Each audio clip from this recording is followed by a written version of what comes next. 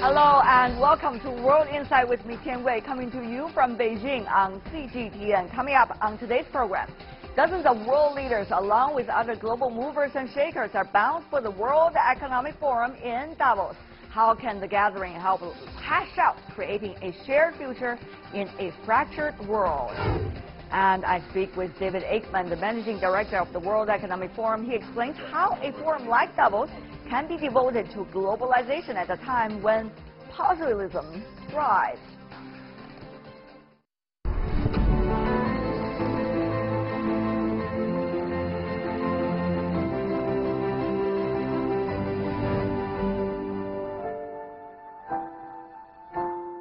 The World Economic Forum in Davos will be held from the 23rd to the 26th this month. Last year, Chinese President Xi Jinping delivered a speech promoting globalization and free trade. This year, the theme is creating a shared future in a fractured world. With more than 60 heads of states attending the event, can the conference mend fences and lead to a consensus? Before our discussion, take a look at this. Creating a shared future. This year's World Economic Forum in Davos calls on the international community to cooperate on tackling major global challenges. Since the first incarnation of what is now the World Economic Forum in 1971, the list of high-profile attendees and the ambitions of Davos have grown considerably. When Klaus Schwab founded the forum, he invited around 400 business executives as he sought to introduce U.S. business practices to European companies. Today, Davos attracts several thousand guests, ranging from heads of state and business executives to policymakers and celebrities, to a week's worth of workshops, speeches, and discussions that focus on a central theme. While the theme of the conference changes every year, the powerful underlying message of the World Economic Forum remains the same: the need for global cooperation on all levels at all times. Last year, China was pushed to the forefront during the Davos gathering as Chinese President Xi Jinping presented his vision of globalization and what it means to the world economy. This time, Trump will be center stage at Davos. Will Trump reverse his America First rhetoric when he addresses the platform that embodies globalization?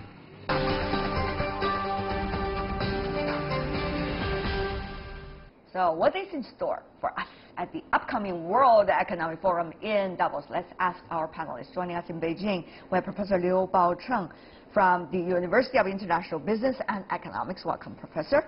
And also joining us in Geneva, we have Sebastian Buchlup, who is the head of programming and also member of the executive committee. Welcome.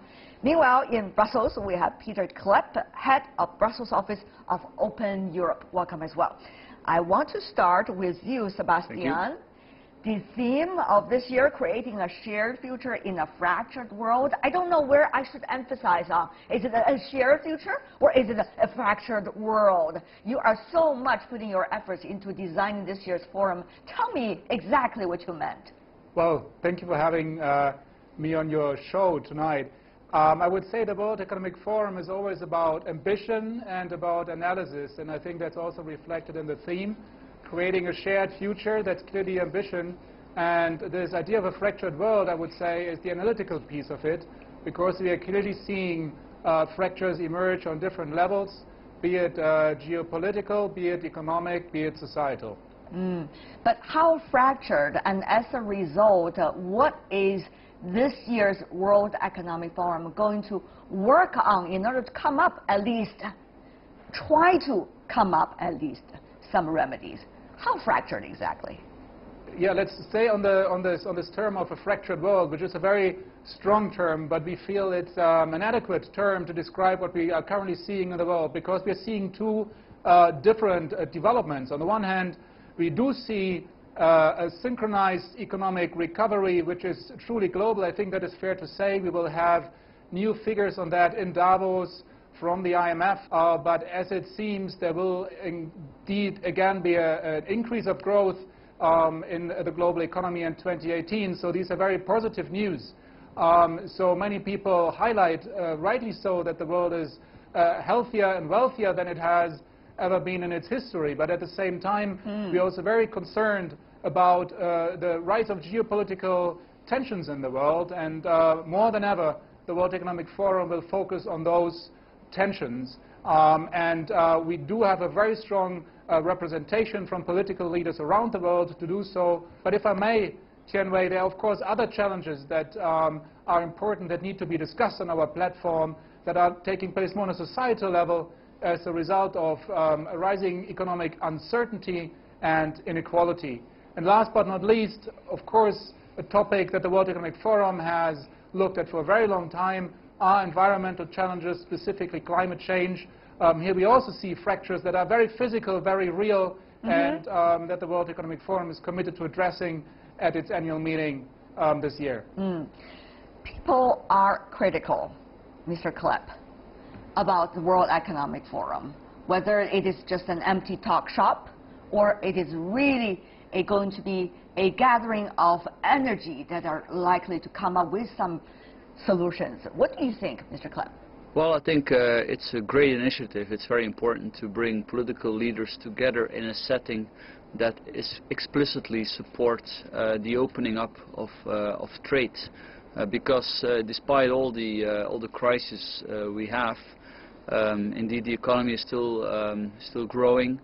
In the last decades, a lot of people, especially in China actually, and in the third world, have been lifted out of extreme poverty. So I think the case for trade is very strong. And I would say the number one concern is, of course, that in the United States somebody has been elected into office with a program that is to a large extent protectionist. Now that's the bad news. The good news is that his party, the Republican Party, does not support Mr. Trump in this endeavor for a large extent. They are still very much pro-free trade. And I think that Trump has also backtracked on some of his statements. So some people predict that this year he will double down on what he has promised during the campaign in terms of trade. But I'm more optimistic. I think that he will not go full protectionist. Mr. Trump is going there to the World Economic Forum the very first time as a political leader. Professor Liu, of course, this reminded people of President Xi Jinping of China, who went to World Economic Forum last year. So you see two very different voices. Yes, they also point to very different directions and carrying different philosophies. So the actually, 30 years ago, we were lectured by the Western world, particularly the United States, on how to open the market and what benefit it can bring, and also how to commit to global responsibility. And now China is doing it, and it seems that the quote-unquote master is really retreating. So that's something that we always say 30 years make a huge difference among nations, among their philosophy, among their growth level. But it's not completely, fragmented yet. So,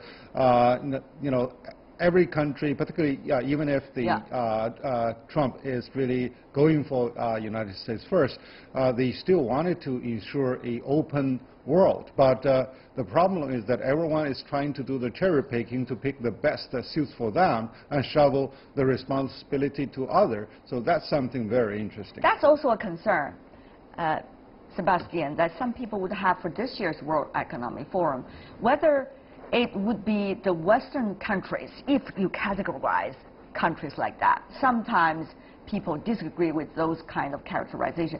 If Western countries gathering together and try to figure out, policies or directions of solutions in their favor, not necessarily incorporating the ideas of the developing and the least developed economies. And if that is the case, protectionism will be probably even more on the rise rather than the other way around. Sebastian. Yeah, thank you very much for that question. Indeed, Donald Trump is going to participate at the World Economic Forum this year. But I should highlight also in the context of what my colleague here just said, he is not going to be in Davos alone. He's going to be there with a very strong representation of the Republican Party. It's going to be one of the biggest American government representations in the recent history of the World Economic Forum. We will have 8 members of cabinet there as well. And I think that's really worth highlighting because Many of those will arrive early in Davos. They are committed to staying for the entire period at our meeting. Also, President Trump is expected to stay a little bit longer than just giving his speech. For us, these are encouraging signs of engagement after last year in Davos, for instance, where there was great concern about the retreat of American politics from the global stage to some extent. So we have a very engaged American delegation, but of course I cannot speculate, and I do not want to speculate about the agenda of that delegation. We will hear from President Trump and other politicians on that. And on your second point, of course, international cooperation, specifically trade, needs to be inclusive to maintain its momentum. If trade is not inclusive, both between countries and within countries, then we can expect a political backlash against it. And to some extent, this is what we have seen. This is what has led to certain outcomes, particularly in Europe and in the United States, election outcomes, I mean.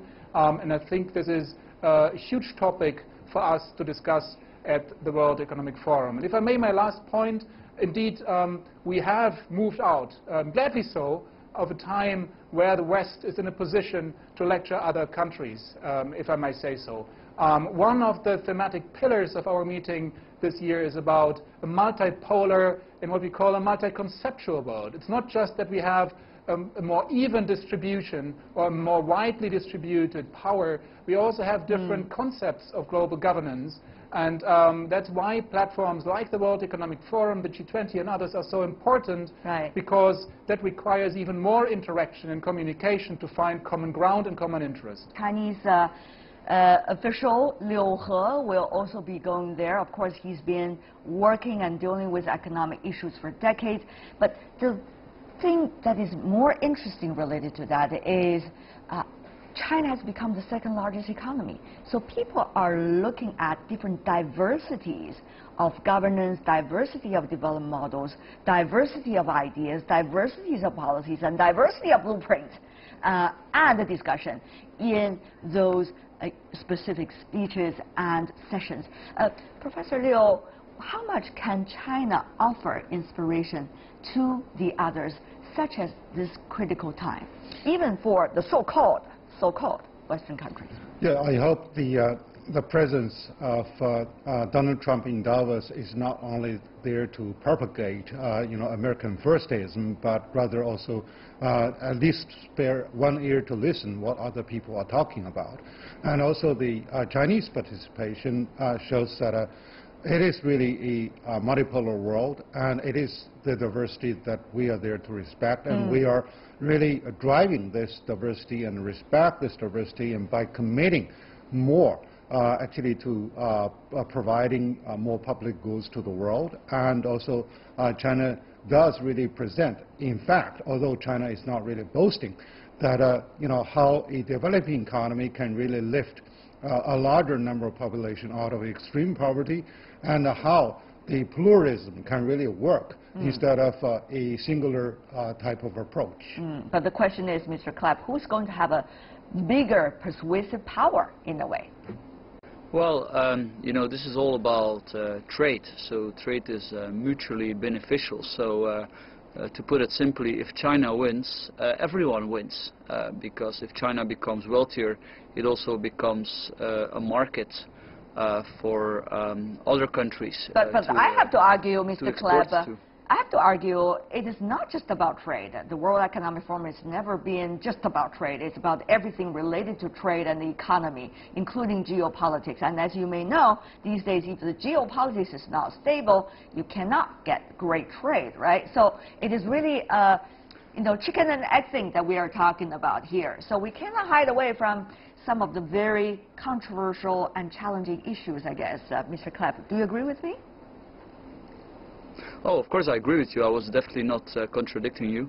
And indeed, you need a stable framework to underpin international trade. And indeed, some of the biggest concerns at the moment are, of course, the risk that North Korea would acquire a nuclear bomb. I'm not sure if that's in anyone's interest. On the other hand, we now see with the Winter Olympics that there's some approachment between North and South Korea. So also in recent years, this has been a little bit under the radar. The North Korean economy has opened up to a certain extent, of course, from a very close level. So not all is doom and gloom, right. But I would consider that at the moment as the biggest threat, as you say, in terms of politics for international trade. Mr. Bokup, there are those issues, what Mr. Klepp just mentioned about the DPRK nuclear issue. There is also the dramatic change taking place in the greater Middle East. There is also, of course, the issue of the #1 economy, the United States. Where is it going politically? And all at the same time, there is the technological innovation that we are seeing. Yet, we do not know at this point which is going to be the taking off pad for the world economy for the next stage. We don't know. So all of these things are mixed up right now in front of our eyes. So this is going to be the most challenging thing, isn't it? It is challenging indeed, and that complexity, that interplay of technological, environmental, of course, as well, societal, political trends makes for an explosive mix on the one hand, but of course also opens many opportunities for solving some of these challenges.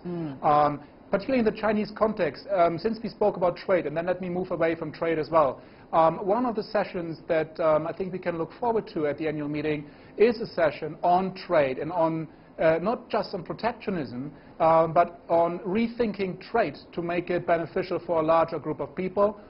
It is linked to the EWTP work, the Electronic World Trade Platform, an initiative where the World Economic Forum, the World Trade Organization, and Alibaba, amongst others, have been involved in. Jack Ma is going to speak about that. So there are very powerful ideas on how to actually leverage digital technology, which is these days sometimes criticized for concentrating economic gains, for leveraging those technologies to make international trade work for small and medium enterprises. So Tian Wei, this is for me an example of where you bring together technologies and global challenges, global economic challenges in that sense, to think up new solutions for the world. So we cannot just talk about the fractures. Of course, we need to talk about solutions. The World Economic Forum is doing a lot of work in that regard. We have done a lot of work over the past years to popularize the term, the Fourth Industrial Revolution.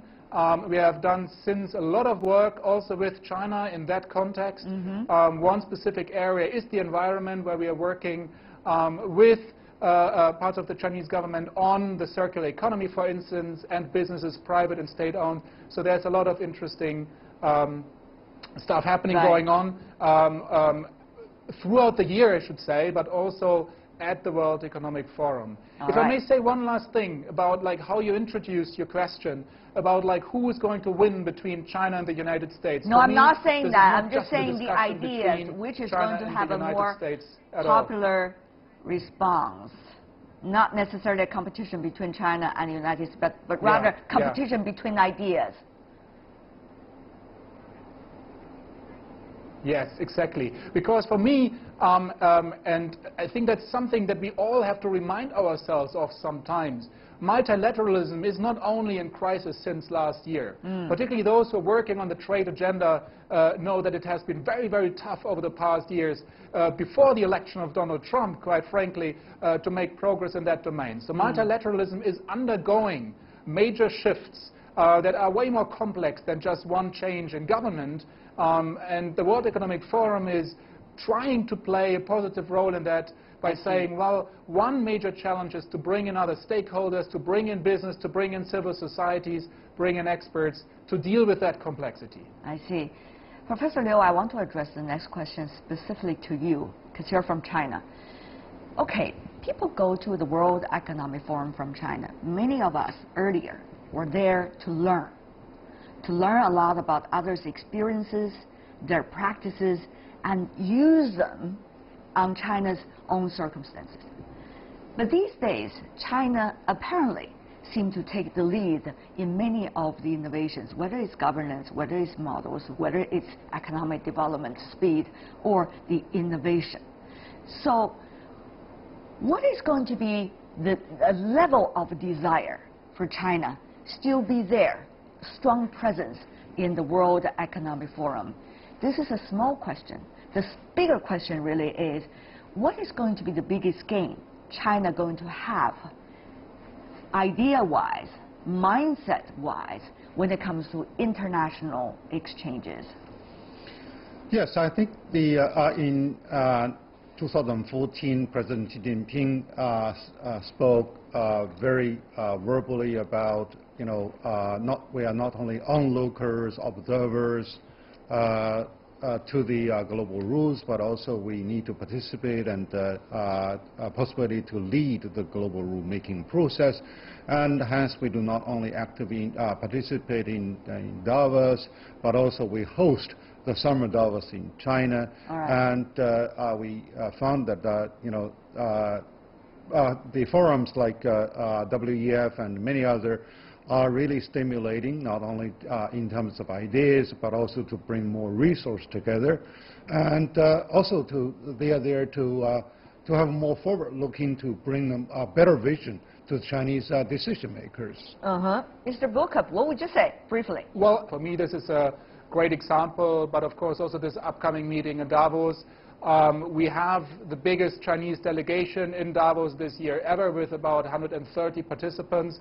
And this is clearly a two-way street where the world can learn from China and China can learn to some extent from the world. And I've been involved in our meeting in China and Tianjin and Dalian for almost a decade now. And what excites me is that whereas it was challenging even a couple of years ago sometimes to make the case, why are we running a global meeting on science and technology and innovation in China and not in Silicon Valley or elsewhere? Now, very few people are asking this question because people realize that a lot of innovations, a lot of scientific progress is coming out of China. And by the way, we will have for the first time an ideas lab in Davos from China with Shanghai Jiao Tong University on the microbiome, where this university is playing a leading role. So we have many examples of that. And so particularly in the science and technology field, I think there's a lot happening. All right. We are looking forward to this year's World Economic Forum.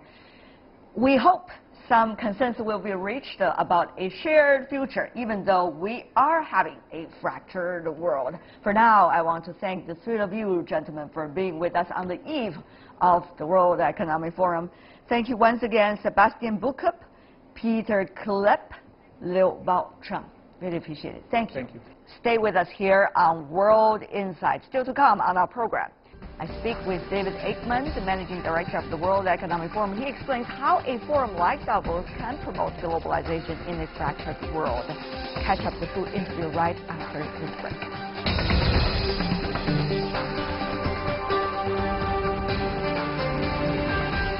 Welcome back. You're watching World Insight with me, coming to you from Beijing on CGTN.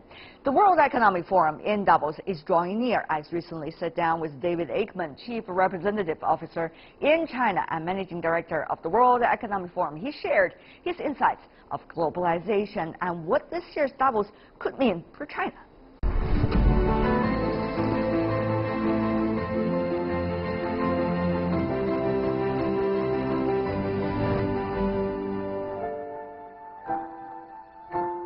Mr. Aikman, welcome to CGTN. Thank you, Tian Wei. It's great to be with you again. Fractured world, that's the theme of this year. But the question is, after this meeting, will there be any consensus? Well, I think this year's theme really reflects what's going on in the world, and we need to come together and find a way of working forward, despite the fact that we're in a multipolar world, different views, different values, and even divisions within society, within countries. But there is hope. We've seen with climate change, with the Sustainability Development Goals, the world can come together around shared interests. And so that's what we're going to be trying to push. You're going to push very hard because there are a lot of heads of states, actually unprecedented number, going to Davos this year. Tell us more about that. That's right. We have over 60 heads of state and heads of government. And you have to remember, the annual meeting starting at the beginning of the year is the way for people to look forward. So Justin Trudeau will be there outlining the agenda for the G7. President Macri from Argentina will be there outlining the G20 agenda. I think we have maybe 5 of the 7 G7 countries present. We also have Brazil and India, representing the BRICS and representing the G20. So really, I think we see these different worldviews and all of these different important players. And you have Donald Trump there too. Donald Trump will be coming, yes. I think people are very excited to hear from him directly about his America First agenda and what that means for them. But was that a surprise to the forum? Well, I think the fact that he's coming to engage with the international community is a very positive sign.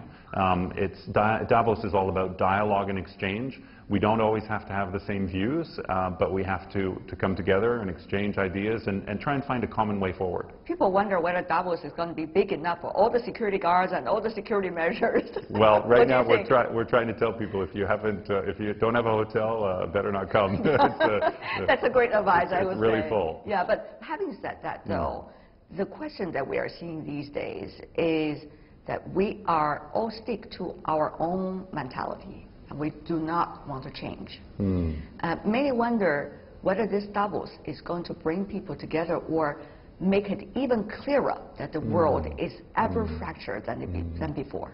I think President Xi said it very well when he participated in Davos last year. He said increasingly we're seeing people who seek to prosper at the expense of others. And this is where we need to find a new way forward. We can't have this kind of breakdown in the social contract, even within countries. So Professor Schwab, our founder and executive chairman, has been talking recently, in addition to the kind of quantitative easing that we've seen, which is now spurring some economic growth, we need qualitative easing. We need some sort of new social contract which can help address the people who are being left behind and have a much better globalization, a much more equitable globalization. It's going to be one of the big topics next week. That is within societies, but what about international community? I mean, there is a very different understanding about how the world should be run in the future. People, some of them, tend to look internally. Others still believe that the international community, when working together under certain kind of mechanism, will come up with better results for everybody. So there is a sea divide of ideologies here. The question, once again, I want to come back to you, David, is this Davos, this time, it's going to be particularly intense because the debate is really reaching a level. I think that's right. And I think this coming to grips with a multipolar world is something that all leaders are struggling with. There used to be, a sort of Washington consensus about the direction that global, liberalization was going, and that we've seen the limits of that model. We've seen that break down with very different world concepts about how global governance should happen, very different values undermining decisions around cyber sovereignty or economic exchange. And we need to recognize that even though we may not have shared values, we have shared interests. If you take things like climate change, or if you take, trying to make the current economic growth more sustainable, these are common interests. And we may have different systems, we may have different values, but we need to find a way to work together to create more inclusive prosperity for all.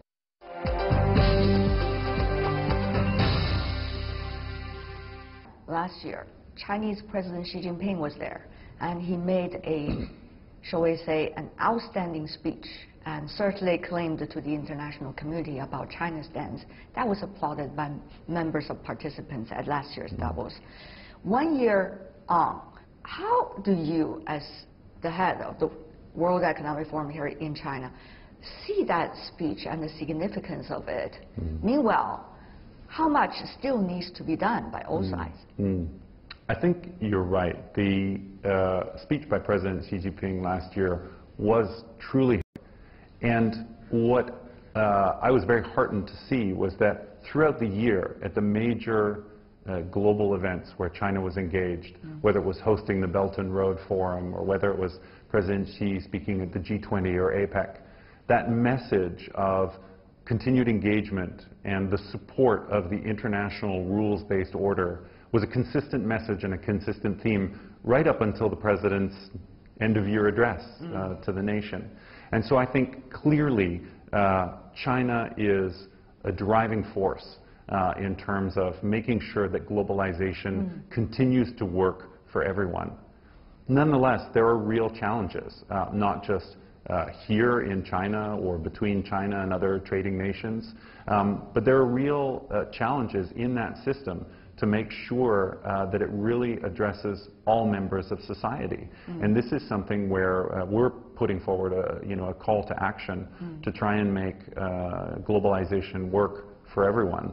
Because we don't feel you can have social progress and society can't really improve and continue forward if we don't have that economic growth and development. You need that growth to underpin support everything from infrastructure development to investment in schools and education. Society really can't move forward unless you have that economic progress, but it can't be economic progress at any cost. We need to be much more open and inclusive. I remember last year when I was there listening to President Xi's speech, a lot of people around me talk about this speech and what he said, and people believe China at that moment and on is coming to the center of the world stage. But people wonder this time, the Chinese president is not going, so what is going to be China's role during the World Economic Forum this year?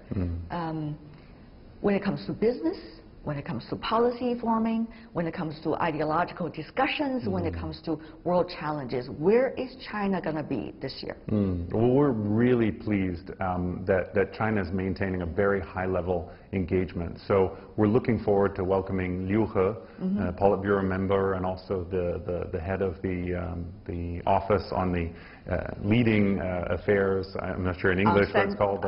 Central Council of Leading on Economic and Financial Affairs. So Liu He will be joining us. And I think people are really interested in hearing from him on an insider's view, not only on the Chinese economy and what's happening domestically and maybe all of the transformations and reforms that people don't see yet, but also what will China's foreign economic policy be? How is China really going to engage on an economic basis worldwide? But he's joined not only by other key ministers and vice ministers from commerce and trade and the state-owned enterprises. We have, I think, 10 state-owned enterprises joining, as well as 30 private companies. Congratulations. So, we have really all of the big and innovative companies representing China this year. So we think that China's engagement is sustained and continued. In fact, it's even higher participation from China than last year. Congratulations. Good work, I guess, from the China office.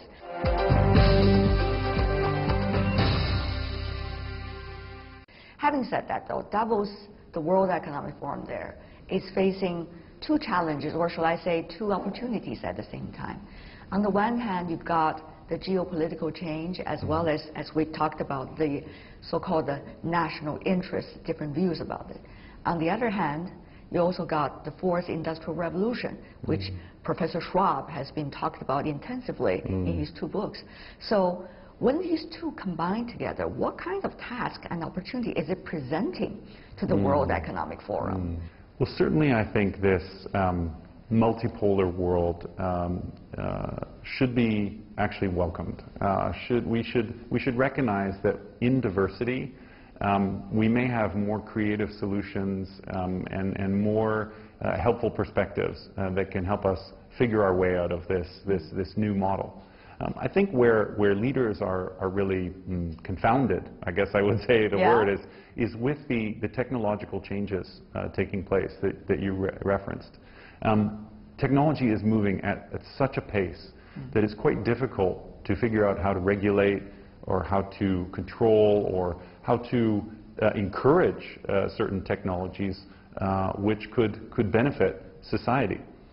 So, for example, we see the power of new industries like artificial intelligence or robotics to transform economies and create new sectors of the economy, for example, in China. That's why China has identified these industries as strategic areas where they want to invest. At the same time, there are potential social consequences of eliminating jobs or changing the way in which we need to educate our young people for the jobs of the future. The issue of privacy, for example, also. Absolutely. The issue of governance as well. So one of the things we'll be doing at this year's annual meeting is a specific series on agile governance. There's a whole pillar around getting regulators, academics, and technologists together to see how would we try to regulate and create light touch policies and protocols to handle technologies like 3D printing and advanced manufacturing or artificial intelligence in a way that could foster the innovation needed to create that economic boost, but also try and mitigate some of the potential downside societal risks from those technologies. Every year in Davos, you will see different opinions, particularly those that are not participants. So how Davos World Economic Forum see itself today? What kind of platform? What is the nature of you today? Well, as an international organization for public-private partnership, our core belief, our core mission is that the challenges in society cannot be solved by one stakeholder of society alone. Government alone can't do it, private sector alone can't do it. And we need the different parts of society coming together to work on these global challenges. But people will say, will these few thousand rich and powerful be really, genuine and figure out the solution for those who are not? So what we try to gather in Davos is really a representation of all society. So it's not just the rich and powerful. We have labor union leaders. We have young people from the age of 25 up to 35. We have academics. We have NGO leaders. We have social entrepreneurs who are working with people at really the bottom of the economic pyramid. And of the 3,000 participants, we really have a mix of all parts of society. And the reason why we try to engage certain people and perhaps not others is we really focus on decision makers. We really focus on people who have the ability to affect change and to make a difference. And I would say what we've done, I think, very consciously over the years as well is really opened up the World Economic Forum in terms of live casting, broadcasting, creating the open forum where we have citizens who come and sit on panels and discuss and debate with participants. So, in all those ways we try to make the annual meeting as open, inclusive, and also representative as possible, while still recognizing the fact that you have to have security, you have to have access, because you have very important leaders attending there. So it's a delicate balance, but it's one which I think the World Economic Forum faces in a very open and transparent way. This year is going to be a very important year for China. After the 19th Party Congress, this is the very first year to implement all those goals. And this is also the year to set up the real blueprint about implementation as well. So, David, how much inspiration do you think those that are coming from China, whether they are coming from business or, societal groups or coming from the government, be able to draw from this year's World Economic Forum? How much can they also contribute to the real discussion? Well, I think it's interesting. Many of the themes that came out of the 19th Party Congress around really trying to address poverty, address environmental issues and climate change, thinking about how to make the economy more innovative.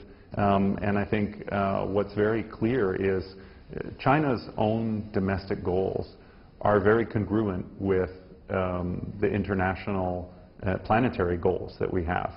All of the efforts that China is doing to eradicate poverty, these are challenges that are not unique to China. These are being faced in all countries, not just high-income, middle-income, low-income countries.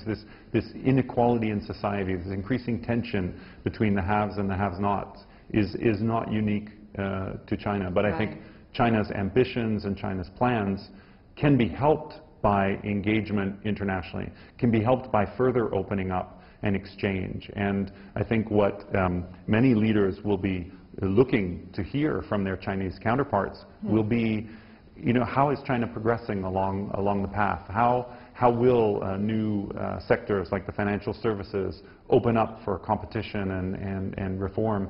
Because I think increasingly, as goes China, so goes the world. David, what a pleasure to see you again. Thank you, Tian Wei. All the best for this year's World Economic Forum in Davos. And good luck to you too. Thank you, sir. And that is all the time we have for today. But tomorrow, I will be in Davos to bring you all the latest information and insights with exclusive interviews on the site with movers and shakers. If you'd like to see more of our program, try to find us, World Insight CGTN, into your search engine, or check out our YouTube channel. You can also follow us on Twitter, Facebook, and Sina Weibo. From me, Tian Wei, and everyone on the World Insight team, thanks for watching. Tune in again next time from Davos for insights across China and around the world. Good night.